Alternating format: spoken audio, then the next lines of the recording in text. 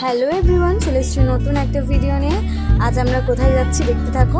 শিয়ালদায় গিয়ে কিছু ফুল এবং মালা কেনাকাটা করে আমরা চলে গিয়েছিলাম আমাদের গন্তব্যস্থলে। সেখানে গিয়ে ডালা নিয়ে আমরা আমাদের ফুল এবং মালাগুলোকে সাজিয়ে নিয়েছি। আশা করি এবার বুঝতেই পারছো কোথায় গিয়েছি আমরা আমার শ্যাম সুন্দরী দর্শন করতে গিয়েছিলাম। আমরা যথেষ্ট সকালেই গিয়েছিলাম, 9:30টার মধ্যে ওখানে পৌঁছে গিয়েছিলাম।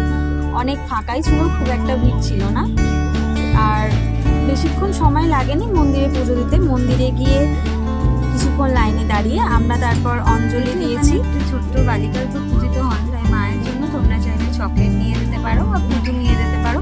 আর মন্দিরে খুব ভালোভাবেই অঞ্জলি দেওয়া যায় এবং তারপরে প্রসাদও পাওয়া যায়।